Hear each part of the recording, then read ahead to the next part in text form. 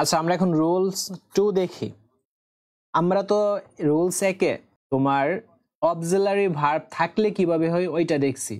এখন রুলস 2-এ কি অক্সিলারি যদি না থাকে সেই ক্ষেত্রে আমরা কিভাবে করব অ্যানসারটা দেখো।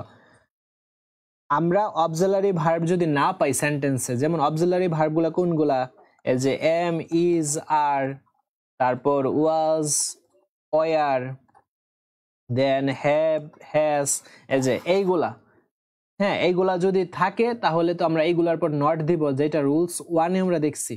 আর এগুলা যদি না থাকে, এগুলা না থাকলে আমরা কি করব দেখো, আমরা ডু নট কোন সময় হয়, ভার্বের প্রথম রূপের ক্ষেত্রে আমরা ডু নট দিব। যদি নেগেটিভ বলে তো নট দিতেই হবে। আর ভার্বের সাথে যদি এস বা ইএস থাকে সেই ক্ষেত্রে আমাদের কি হবে, ডাজ নট।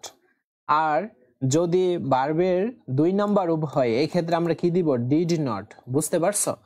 তো আমাদের এইটাই বলছে, অক্সিলারি ভার্ব যদি সেন্টেন্সে না থাকে সেই ক্ষেত্রে ডু নট, ডাজ নট বা ডিড নট, এবং অবশ্যই বিপরীত ওয়ার্ডটা লিখতে হবে, বিপরীত ওয়ার্ডটা। আর তোমাদের এই বিপরীত ওয়ার্ডটাই প্রবলেম হয়, আমি যেটা বুঝতে পারছি।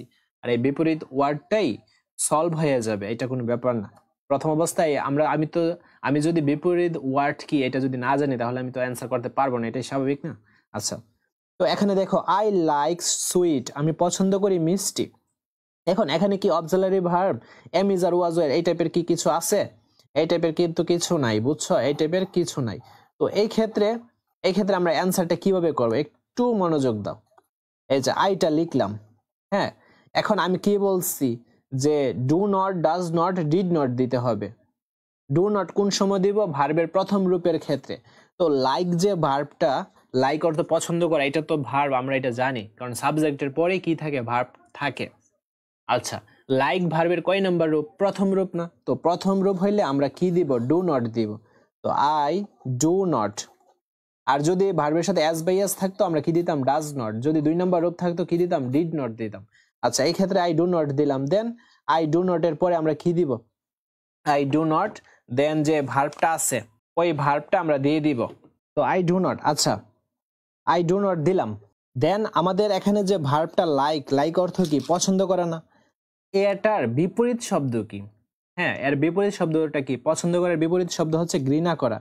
তো আমরা দিব hate, I do not hate. I do not hate কি, sweet. I do not hate sweet. আচ্ছা, আমি আবারও বোঝাচ্ছি। আমি প্রথমে তো সাবজেক্ট আমাদের দিতে হবে, মাস্ট বি। দেন লাইক আছে, লাইক তো ভার্বের প্রথম রূপ, সেই কারণে আমরা অক্সিলারি ভার্ব কি দিলাম, do not. I do not দিলাম। দেন লাইকের বিপরীত শব্দ কি, হেট। আর বাকি আছে কি, সুইট।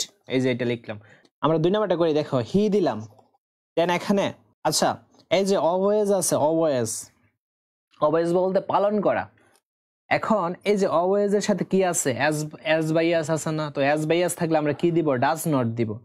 হি ডাজ নট দিলাম। তারপর এই যে অলওয়েজ পালন করা, এইটা হচ্ছে মূল শব্দ, এর বিপরীত শব্দ কি, ডিজ অলওয়েজ। হ্যাঁ, ডিজ অলওয়েজ। এই মূল শব্দগুলো তোমাদের শিখতে হবে, আমি এটা দিয়ে দিব, ডিজ অবয়ে। এখন ডিজ অবয়ের সাথে যে এস দিবা এমন না, এস কিন্তু দিলে আবার হবে না।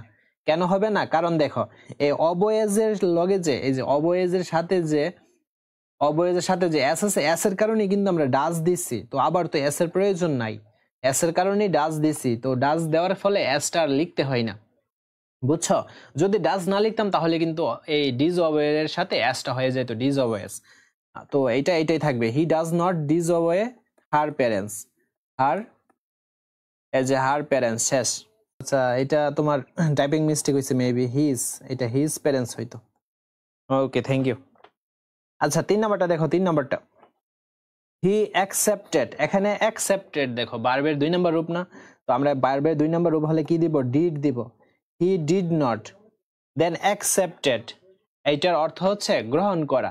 এর বিপরীত শব্দ কি, রিজেক্ট করা, প্রত্যাখ্যান করা।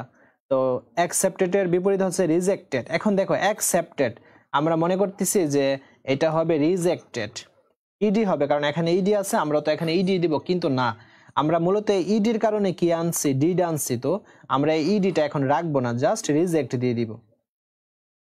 এই যে reject, he did not reject দিলাম মাই কল, অর্থাৎ মূল শব্দের আমরা বিপরীত শব্দটা নিলাম আর কি। অ্যাকসেপ্টেড এর বিপরীত শব্দ কি, রিজেক্ট। দেন মাইকেল। ওকে, আমরা রুলস 3টা দেখি। দেখো রুলস 3, অনলি বা অ্যালোন থাকলে কি হবে। এখন অনলির নিয়ম আছে, অনলি যদি ব্যক্তি হয় সেই ক্ষেত্রে নান বাট হবে। এগুলা মুখস্থ করে ফেলবা। ব্যক্তি হলে অনলির ক্ষেত্রে কি হবে, নান বাট। বস্তু হলে অনলির ক্ষেত্রে কি হবে, নাথিং বাট। বয়স বা সংখ্যা হলে অনলির ক্ষেত্রে কি হবে, নট মোর দেন অথবা নট লেস দেন, যে কোনো একটা বসালেই চলবে। আমি আবার বলতেছি, ব্যক্তি হলে অনলির ক্ষেত্রে নান বাট হবে, আর বস্তু হলে অনলির ক্ষেত্রে কি হবে, নাথিং বাট। আর বয়স বা সংখ্যা হলে অনলির ক্ষেত্রে কি হবে, নট মোর দেন হবে। আমরা প্র্যাকটিস করি। আর এটা কি বলছে, নেগেটিভ বলছে। এখন দেখো অনলি আছে, এখন অনলি যে আছে আমরা তো 3টা জানি, একটা হবে নান বাট, আরেকটা নাথিং বাট, আরেকটা কি নট মোর দেন। এখন কোনটা হবে আমরা দেখব যে অনলির পরে ব্যক্তি বুঝাইছে নাকি বস্তু নাকি বয়স বুঝাইছে। এই যে হি দ্বারা কি কোনো একজন ব্যক্তিকে বোঝাই না। তো এই ক্ষেত্রে আমরা অনলির জন্য কি দিব, অনলির পরিবর্তে আমরা এই যে অনলির পরিবর্তে আমরা নান বাট দিব, নান বাট। আর বাকি সবটা যা আছে তাই লিখে দিব, none but he can do it, none but he can do it, শেষ। আচ্ছা 2 নাম্বারটা দেখো। 2 নাম্বারটা, শি লাইকস অনলি সুইট, সে পছন্দ করে শুধুমাত্র মিষ্টি। এখন আমাদের অনলি দ্বারা কি বুঝাইছে, ব্যক্তি বুঝাইছে নাকি বস্তু বুঝাইছে নাকি বয়স বুঝাইছে। অনলির পর সুইটস, সুইটস হচ্ছে মিষ্টি। মিষ্টি কি একটা বস্তুবাচক শব্দ না, মিষ্টি যে শব্দটা বস্তুবাচক ওয়ার্ড না।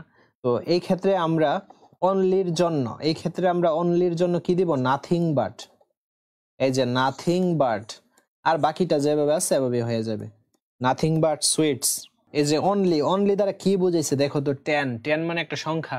ইজ অনলি 10, তার বয়স কি মাত্র 10। এখন এই যে 10 10 এটা একটা সংখ্যাবাচক ওয়ার্ড। তো এই যে সংখ্যাটা বুঝাইছে, আমরা অনলির জায়গায় কি দিব, নট মোর দেন দিব। হি ইজ, এই যে নট মোর দেন, আর বাকি কি আছে 10টা যেভাবে আছে এভাবে লিখে দিব।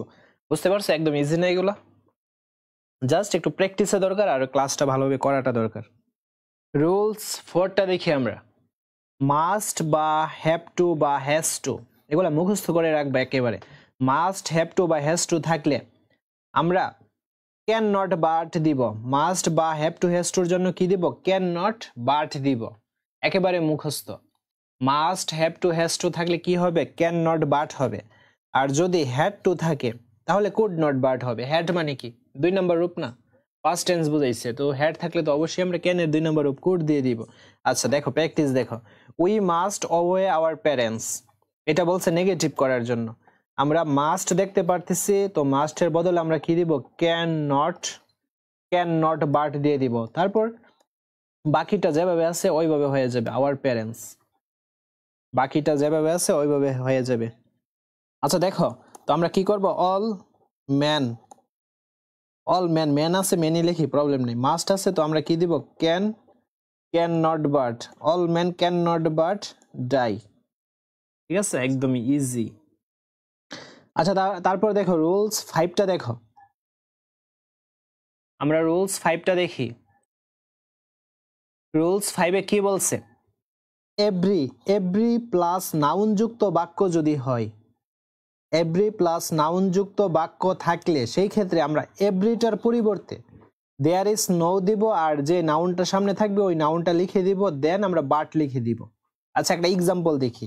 এই যে এভরি আছে, আমরা কি দিব, এভরি থাকলে দেয়ার ইজ নো, এভরি থাকলে দেয়ার ইজ নো লিখবো। এগুলো এভাবে মুখস্থ করবো, এভরি থাকলে দেয়ার ইজ নো, দেন আমাদের নাউন বসাতে হবে।